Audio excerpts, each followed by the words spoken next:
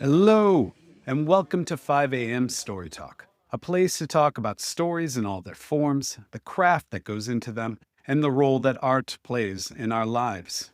I'm the host of this weekly podcast, Cole Haddon, and in the weeks and months and maybe even years to come, I'm going to be joined by filmmakers, authors, comic book creators, and some other surprise guests to discuss their lives and work, our culture, and a seminal piece of art from their lives. For example, today's guest, actor and filmmaker Thomas Jane, is going to get into John Frankenheimer's 1966 film Seconds with me.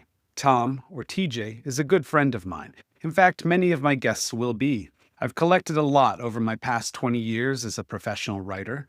First as a freelance arts journalist, then as a screenwriter and comic book creator, and most recently a novelist. As a screenwriter, which is where I've found most of my success, I've been commissioned to write more than 30 scripts for film and TV in 5 countries on 3 continents. You might have seen something I created called Dracula, starring Jonathan Rhys-Meyers, which aired on NBC and Sky around the globe.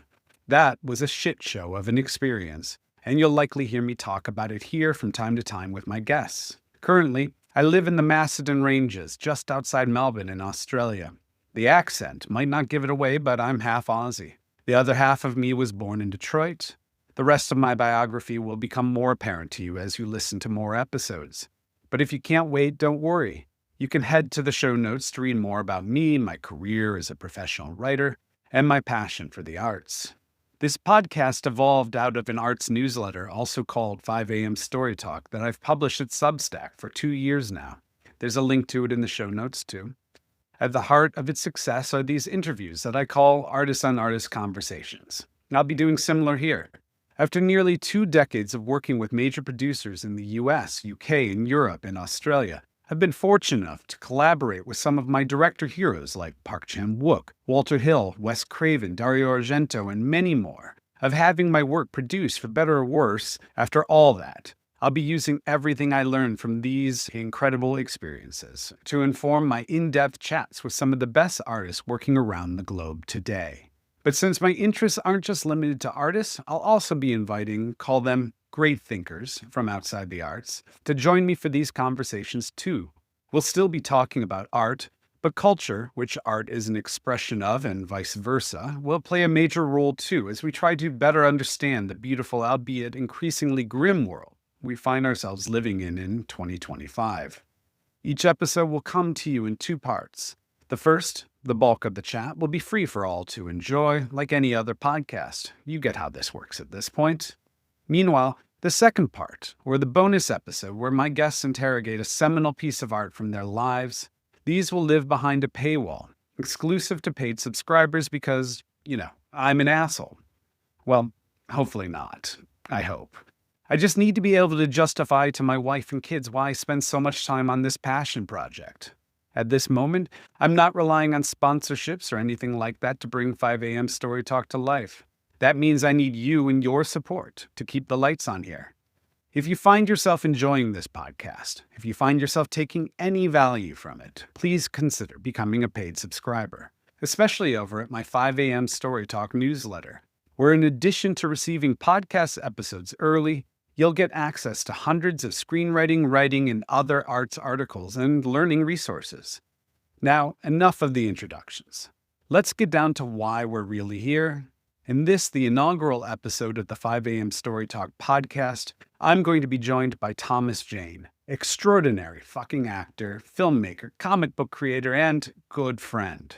You know his work from Boogie Nights, 61, The Mist, The Punisher, Hung, The Expanse, and maybe even Troppo, an Amazon TV series I wrote on the 2nd season of. He and I met 15 years ago on a general, and our relationship has only deepened over the years since that lunch date. In fact, he's a member of the 3 Continent Club, as I call the group of friends who have visited me on every continent I've lived on. I asked him to be my first guest in this new podcast series because, well, I knew whatever we talked about, it would be interesting. We share a mutual love for genre, for having trouble with conventional approaches to, anything, and talking about art. In this first episode, he's going to help me do what I will try to do in every episode going forward. Look at art from new angles. Art isn't just a spectator experience despite outward appearances. It requires constant interrogation and reconsideration as the world around us changes. In doing so, we develop stronger tools to create art ourselves, not to mention come to better understand ourselves in the process. All that said, I primarily invited Tom to be my first guest because I just wanted to hang out and talk with my friend about art we love. In that regard, Tom chose a brilliant fucking film to discuss in the bonus episode. It's so good. John Frankenheimer's Seconds, which was released in 1966, stars Rock Hudson, and is an existential thriller of sorts about an aging man who's given a chance to start over in, let's call it for now, a new, much younger body. I pitch it to you as a Charlie Kaufman-esque horror film. Tom takes us on a deep dive into the film's first act, and I can promise you, you're going to learn so much about screenwriting and filmmaking from him. Now, without further ado, let me introduce you to my good friend, Thomas Jane. Thanks so much for being here, Tom, and having this chat with me. I think we've known each other now. Don't say it. Yeah, more than a decade. At least 15 years. Maybe yeah, I can't even remember the name of the restaurant we met at, but it was on Melrose. Well, you sent me a script. I don't even know how that happened, but either before or after we met, I can't remember. And it was the Quartermass. Yeah, Quartermain, which I just fell in love with. Yeah, right up my alley because it had heart. I'm always looking for heart. I appreciate that. Yeah. I like to start with weird pop existentialism questions, as I call them. So I just love to ask, why does art matter to you? Why aren't you doing anything else? You start on the shallow end of the pool. Yeah. Well, you have to ask, what is art? And to answer that, you have to say, what is it that separates humanity from the animals? And what it is, to boil it down, as far as I can tell, or at least smarter people than me say, that it's symbolism. Symbol separates man from beast. It allows us to communicate over great distances, both temporal and geographic, so we can pass our ideas on to others who build on those ideas. And that's how, through the generations, we grow wise. It's through symbol. Language is the obvious example, but art, painting, sculpture, and every other kind of sort of symbolic art that you can think of. So we who do art are kind of engaging in sort of like the purest sort of human endeavor that one can do. So that's a great privilege. It's also a birthright for every human being on the planet. It is, in fact, what we do as human beings that separates us from everything else. It allows us to understand the world, pass that understanding, whether right or wrong, onto others who then grow and somehow evolve. So it's a privilege to be able to do that. Why I'm an artist, I have no idea. It's just sort of like where my head went, since I was a wee lad. And then you start, choosing that journey. You just start the path. You gravitate toward what turns you on, and usually end up imitating it in some way or trying to contribute to it. And so, I feel grateful that I've been able to do that in whatever little way that I've been able to do. It's an obsession, It's something that I wake up with, dream about, and then fall asleep and dream some more. It never ends. It has no on or off button. It just is.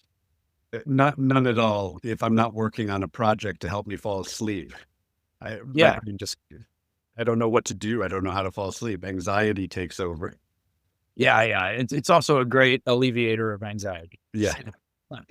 Just another light question. What's the scariest moment you've experienced as an artist? And I don't necessarily mean a threat to your life. Could be creatively, emotionally. Well, I don't know. I mean, what's scary, there's a couple different sort of like ways to be afraid or freak yourself out. One of them is the fear of failure. And the other one is the fear of breaking through a kind of level of expression that I'm afraid of, because it challenges parts of myself that I'm not comfortable with, or that I'm scared of. When I was younger, it was anger. I was a pretty angry young man, and I was afraid of my anger, of sort of getting out of control. When you're a young actor working with emotion, because that's what we do, we work with the paintbrush of emotion. Well, you're confronting the emotions that you have. And if you're a good actor, you're tapping into real emotions. Was a young actor, that was the world. And I wanted to act. I wanted with material that I could express myself with, and it was all about me and that character. And I didn't really worry about the rest of the story that was being told. And there's a kind of myopic ness to that I think serves an actor. Don't worry about the big picture. Focus on this moment, what your character's here to do, and what you're here to say.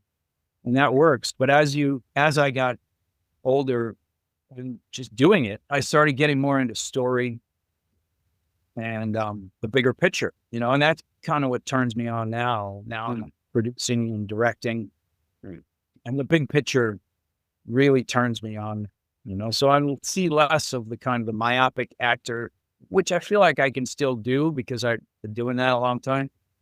But I'm always trying to carve out a bigger picture of the story. Learning about story has become sort of something that's become now my frequent obsession, which is a whole nother ball of wax. We're going to dive into all that. One more question before I get to it. What's the worst advice you've received from someone in the industry that hurt your career and or creative ambitions?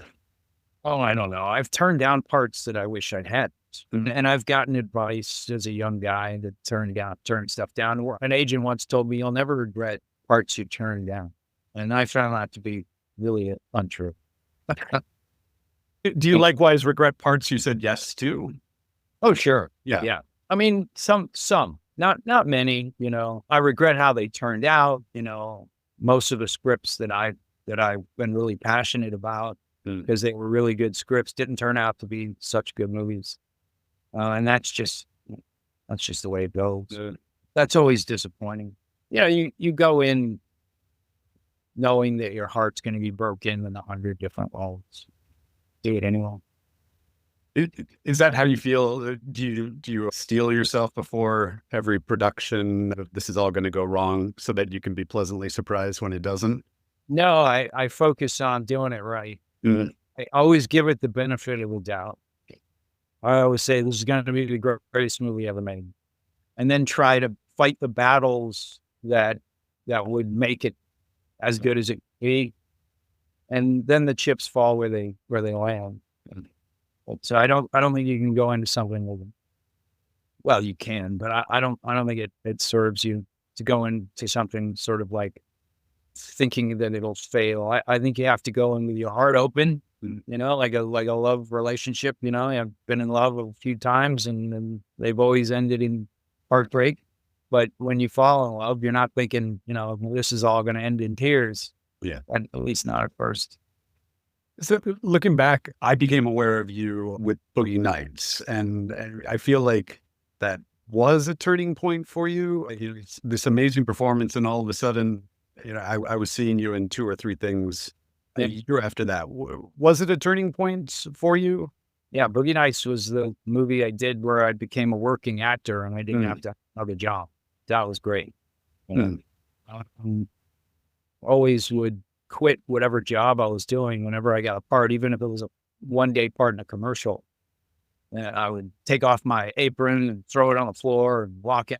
And then, a month later, I'd be back at some other sweet floors of some other restaurant. With the really iconic part of the performance, you're there opposite Alfred Molina and Wahlberg. These aren't lightweights, and it's always felt to me, at least, and I think a lot of people, that you stole that scene What was it being so new in the business, being dropped into that, and I guess getting it so right? Well, Did you like that at the time?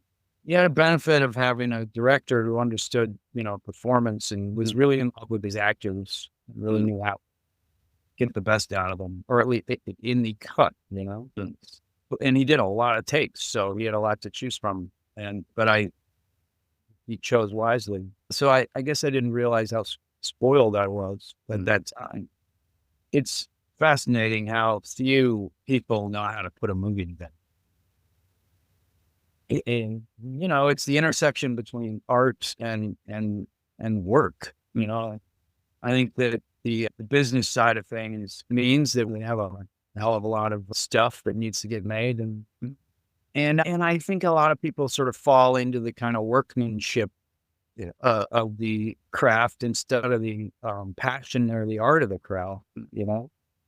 And so, but I've worked with a lot of really strong directors. I've been lucky to do that. But like most careers, most of the directors I work with are so somewhere between a managerial planner and a ship's captain. mm, I've had some really good coaches. I took acting really seriously. I found some really good coaches when I was young. Some of them out of the actor's studio, which was my favorite sort of style of acting, which started in the 40s, the 30s in New York, when it was based on the Stanislavski system that came out of Russia, turn of the century in the 20s. And those guys, for me, you're always digging for some sort of inner truth. But that's hard, even with my own career. Some jobs I do, or they are just kind of jobs. And as you get older, sort of to reach in and really commit to something, you have to believe in the project. It has to be an elevated script, something that warrants your attention. mm, And then there's the old Brando story where that Sidney Lumet tells that Brando worked with a lot of different directors, and he would do two takes. One take he would sort of reach in and give you something real, and then the next take he kind of phone it in. And even Brando phoning it in, it's not going to be mm, bad. It's be good, but there's a difference, and he'd see which take the director would pick. And if he picked the phoning in thing, then he'd say to himself, "Well, why fucking try? mm. It's going to get lost in the falling leaves. This guy's not even going to be able to tell what's real, what's not real." So he wouldn't put in the effort. And Lumet chastised him for that. Said, an actor should never do that. An actor should always give everything he's got every time. Mm. And that's good advice coming from a director. A director wants your actor to be on all the time because, wants to get it. So I understand both sides of that coin. So after Boogie Nights, you seem to vacillate pretty dramatically back and forth between smaller indie films and more commercial films. Was there a tension within yourself about what kind of actor you were going to be, what kind of career you were going to have, or were they just parts and you just took the good parts A little when they bit of came both. out? You tried to take the good part. They make parts that you feel that I felt like I could give something of Mm, myself to, that I could, score in emotion, that I felt like I could do something with this role, and I still do that. I try to pick roles that I feel like I have something to offer to. And it didn't matter to me if it came from a studio picture or an independent film, although my heart has always been independent. I grew up as a teenager, a punk rock lover. mm, I loved the punk rock ethos, and those guys were cutting their own records and selling them on at their own shows. And they didn't have a record label. They made their own art. They made their own music, Discord out of Washington, D.C., which was a great inspiration for me. But, unfortunately, movies are way more expensive than some recording equipment and instruments in a basement. and that's a lot harder to do. But I've always gravitated to the indie stuff, and I had a love-hate relationship with the studio stuff. Mm. This, and then your punk, the ethos, I guess the willingness or the determination to do it your way, that isn't necessarily a good fit for the studio system. Terrible fit. I've alienated myself from the studio system without even trying. I just didn't want to play. I dropped out of high school in the 10th grade. I never got along with my peers. It's just part of my makeup. My mother was a very private person, isolated, never had any friends, and nobody ever came over. I wasn't integrated. I started school late. So when I got there, I was an outsider. All the other kids knew each other. I didn't. And it just kind of stuck with me throughout my life. I'm still that way today. Mm. And it's been a detriment to me for sure. It means that, I don't go to the party. I never really I went to a couple of parties, but I would never stay.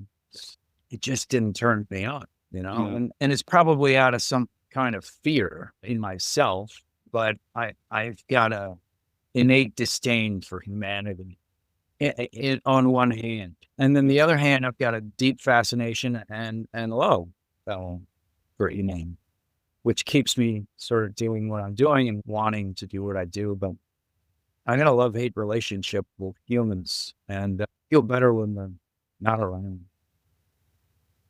It's interesting. I mean, the tension of it. I mean, that often is where good art comes from, right? Existing between those two places. Trying to be original in an unoriginal place. Trying to work in a community when you're a loner. But it hurts. I mean, if I was smart, I would have gotten into writing at an early age and been a writer. Because that's a career you can do alone. I've written; it's really hard. Mm. I've actually written a pretty good script, a Western. But I've read it. Yes, it is a good script. It took me 4 years to get it, but I kept at it until I thought it was good. Well, man, I was like, God damn, this is hard. So unfortunately, I really admire people like Stephen King who just seem to turn a tap, and there is a communication with the unconscious that goes into a lot of art. I can tap in the physical world. I can do that with an acting role. It's harder for me to do that on paper. It's just the way it is. I think it's these are things that you have to learn at a young age, and otherwise I think they're painful. I think if I tried to learn how to act today, it would be terrible. And then the insecurity of my age. Oh, it would be terribly painful. It's painful for me. Yeah. So you need the naivete of youth in some way. The fact that you're too young and dumb to ask yourself what you can't do, and suddenly you find yourself knowing how to do the thing. And then there's somebody like Lee Ermey, who was in the Army and the Marines. Yeah. I can't remember, but the Marines, yeah. And then really wanted to be an actor. I fought for that role in Full Metal Jacket, and just was great on screen. And of course, he had a great director to bring it out, but he had a career. And he started late. He was not an actor, but he learned the ropes and learned how to do it. He had something to offer. But it's rare. The Lee Ermey's a little rare. Genres, I know it's such a passion for you. As long as I've known you, we've shared that in common, from film noir to science fiction, comic books, all of this. Was it important to you as a kid too? Oh, yeah. No, again, like early formative experiences. My dad was a movie guy, so they didn't have money for a babysitter, so they would drag me and my sister to movies. And it didn't matter what they were. If they were R-rated. I was at the drive-in to see Mad Max, which is only played for like a week in America when it first came out. I saw the Australian version where you couldn't understand anybody. Didn't matter. At a drive-in. Yeah. Because my dad had a knack for hunting down movies that he thought would be cool. And he still does. He knows all those sort of low budget B movies, and he also knows all the Clint Eastwood stuff that we watch together on TV. But experiences like that, like going to see Alien when I was 8 or 9 years old, they were genre pictures, and they had a deep impact on me. And I realized that you can do that. And the straight dramas, I watch them, I enjoy them, I watch them all the time. I've seen a lot of movies by now, you know, but I didn't start out that way. My experience with Hollywood was the VHS. My dad brought home that big clunky VHS machine in the early 80s. And we started going to a video store, and that's how I watched 2001, the James Bond stuff and Clockwork Orange. My movie experience was very sort of like surface level. The deepest I got was, one of my buddies in high school got a hold of a copy of Eraserhead. And so we'd watch that and, maybe smoke a little and watch Eraserhead. And that kind of blew my mind. Mm. But I also had a big comic book fetish and discovered underground comics, again, with the punk rock ethos of the underground comic, where you print your own books in 2,000 copies and send them to record stores and comic shops around San Francisco. And like, they became precious even in the 80s, like any comic book shop I walk into, I'd be like, where's your underground section? So that was a big part of what turned me on, It's sort of like these personal, transgressive stories that weren't suitable for publication. Do you still have that collection? My parents' house burned down. I think I was 35, something like that. No. And all of my comic collection and all that stuff was in boxes in my parents' basement. Mm. I hadn't shipped all that stuff out. I had a few things, but that all burned. Mm. But I've reacquired a lot of stuff over the years. Mm. I still have a good underground collection, yeah. But the original stuff is all gone. Staying, somewhat with genre, Stephen King films, you've done 3, and I know you're working on a 4th. At this point, and I think you've starred in one of the best King adaptations there's been in the Mist, at least in my opinion. Have you worked out what makes a good King adaptation, especially as you develop your own? Yeah, I have. King has a point of view, it's a tone, and it's suburban, it's natural, it's intelligent, and it's always surprising. It's never horror for the sake of horror. It's always a human story with real human beings, and that's what makes it terrifying. King is one of the great literature artists of all time, and he'll be recognized as that. Right now we still kind of see Stephen King as a paperback novelist who writes genre stuff. That's not my estimation of King at all. I think he's deeply literate, and his exploration of the human soul is deep. And you could, I wouldn't put in the same boat as Dostoevsky, but it's a similar branch of the library, dealing with real human truth. And what makes a good King adaptation is to capture that. Where people fail is by treating it like a genre. It's already, you don't have to worry about that. Mm. What you have to focus on is capturing real human beings in real situations, and with a certain intelligence. That's why Djarra stuff is probably some of the best King, because he understands that tone and he was able to recreate it on film. I find your description of approaching King as genre is the mistake, because I've worked with many producers, studio executives who don't respect genre in the right way. They don't understand it's just a label. The story itself deserves the same respect you would give to drama. And once you begin to treat it as anything other than straight drama that happens to just coincidentally have some extraordinary details, you diminish it in some way and it That's right. stops resonating, that's when you start slipping into camp, or That's you right. wonder why isn't it resonating with audiences? Why doesn't it feel real? You didn't think It's you the didn't common believe it mistake. yourself. It's the common mistake with genre, but it's also something that I know. That's why I like your work so much. Is you Mm, certainly respect the reality behind the characters mm, and truth of the situation. And, for any movie to be good, or any story or any piece of work to be good, it has to be a reflection of some sort of reality. mm, And there's different ways reflecting that, but it has to sort of speak to you. Speak your language. mm. You can't be talked down to or up to. It has to be on the level. And on the level is pretty damn difficult, you know?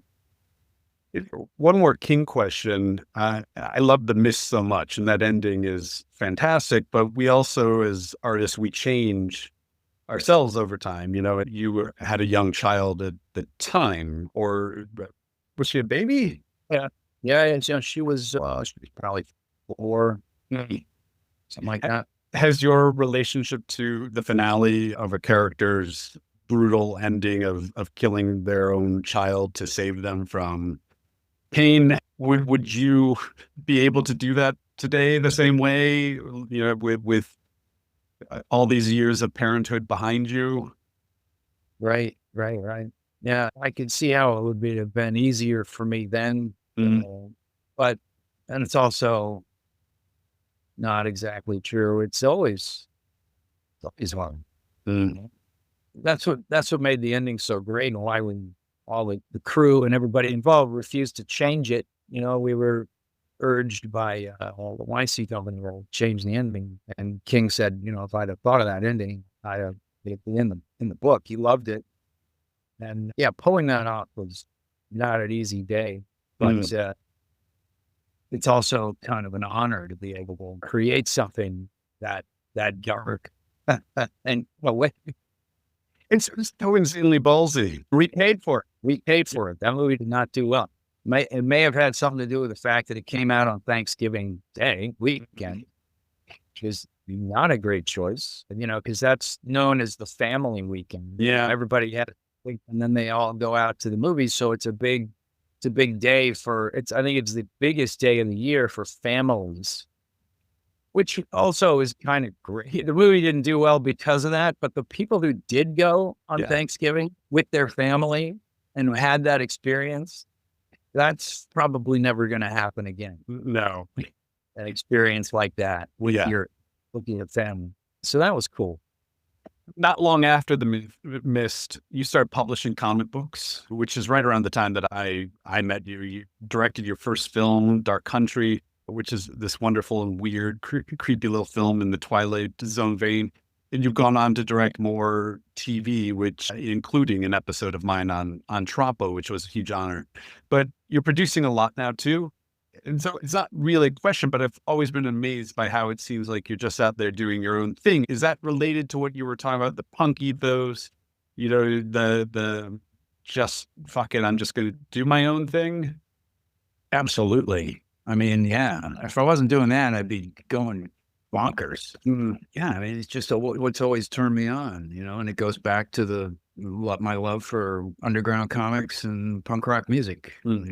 I wish I could have a punk rock film studio and make punk rock movies, and maybe I'll get to do that. I don't know, but we've done well with the producing, and Troppo was a really great experience. I learned a lot producing on that. We've got another of Candace Fox's novels called Gathering Dark. We have a script just came in from MGM. I loved it. I thought Monica Macer did a great job. So hopefully we'll get to produce some more television and some more movies. Finding the projects is always, I have found good scripts as a producer, but getting them made right now is another story. And again, the stuff I like is always a little left of center. So getting those things off the ground has always been a little tougher. I wish I I wish I paid a little more attention to the movie star thing when I was younger, so that I had a little more box office cachet these days, so that I could make some of the movies that I want to make, because that's always a part of it. But I'm also amenable to stepping aside and letting other people star in the damn thing, you know, because directing and producing is really what kind of gets me out of bed, you know, these days. My desire, again, I've really grown fond of learning about story and learning how to craft the experiences that I had as a kid that really galvanized me, saved my life in a lot of ways. I had a tough home life, and movies, music, these things, you know, they mean a lot to young people. They can really be a lifeline, you know, and for a lot of people, for a lot of different reasons. And that keeps me going, trying to create something that the kids will, you know, not only get a kick out of, but it'll be something of a lifeline. It is really important. And I really think that's why I do what I do. I'm trying to save myself for when I was a young man or a teenager. And I think that's a lot of the motivation. Save myself. It's a lovely thought to sort of go back in time, metaphorically, but just do for others what you didn't have, or the right movies did for you. In some ways, you're continuing the tradition of saving kids with weird shit. Exactly. Yes. And if I don't do it, who the hell else is going to do it? And if it's all loud, over the top Hollywood stuff, which is fine. I enjoy a lot of it, but yeah, most of the stuff that made the biggest difference to me when I was a kid was not mainstream. It's exactly, yeah, and that still exists. It's hard to find. So I like doing the independent stuff. I try to create stuff that's has a chance of being different, and most of it's not very good. But sometimes you land on something that you feel like you've made a contribution. That's what matters. I remember going to, I think it was my first San Diego Comic-Con, and you had a booth there with your own comic books, and it felt so incongruous to the Hollywood approach to being a recognizable actor. I just always imagined that your reps were scratching their head saying, please just stop and go take a job. Absolutely. Yeah. No, I've always been very uncomfortable with the, and I've put on the suit and taken the photographs and tried to do enough to make sure that people didn't forget who I was. There is a business aspect, but that's not where my heart is at all. I don't like most of those people. I have made friends in Hollywood. You're one of them, and I appreciate those relationships very much. I think it's important to have peers who are artists. But man, I would much rather be fishing in a trout stream in Montana. But I do like what we do, and I believe in what we do. And that keeps me here. I always have to do other stuff. I'm writing a book right now about aliens, visiting aliens, UFOs and shit. I'm wrestling with this goddamn nonfiction book that I'm trying to figure out. I've never written a nonfiction book, but I'm good at it. It's just going to take me a while. Well, you find whatever it takes to be inspired, which isn't always easy. So we're going to come back and talk about seconds in a moment for my paid subscribers, but maybe a good final question is, given everything we've discussed today, how do you hold on to your artistic integrity in Hollywood? Is it even possible? Well, I mean, you have to redefine what artistic integrity means. I always go back to the Robert Duvall quote, one for the condo and one for the art. That's true, and he's lucky if it's one for the goddamn condo. I find it more to be like 5 to 1, because that's That's just what's out there, you know. I'm a member of the Academy, and I have been for about 10 years. So I watch all of the movies every year and vote. And I'm always inspired by the great work that's being done. So it's not that there's great work being done, and thank God. Very rarely will any of it sort of speak to me, you know, and that's just part of who I am. And to keep that alive, I have to have other projects. You know, I have to be writing a book about aliens and UFOs. I have to be publishing comics. I've got a werewolf comic that I'm going to publish this year through Comixology. And I'm working on that, working with a couple of artists on that. It's been a blast. You know, it's a lot like directing. You're sort of guiding and creating and moving all the pieces and working with other artists and trying to get the best that you can out of them. And that's been really rewarding and fun. That keeps me going.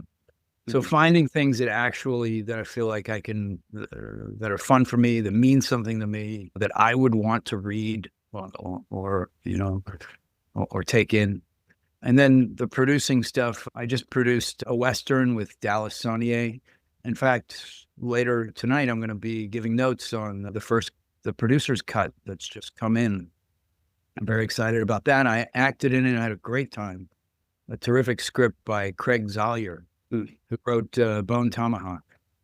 And based on a pulp novel by Harry Whittington. So it's right up my alley, you know. That was rewarding, you know, because I love pulp, but finding things that turn me on. That's what keeps me going.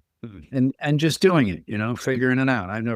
When I started doing comics, I didn't know what the hell I was doing, but I had a blast learning.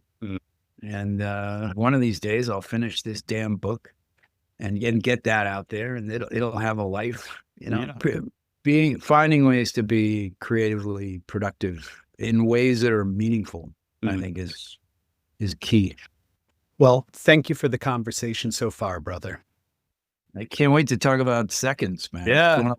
It's a cult movie and one of my favorites. It's so good. As for you at home who took the time to listen to this conversation, thank you for tuning in, as we used to say once upon a time.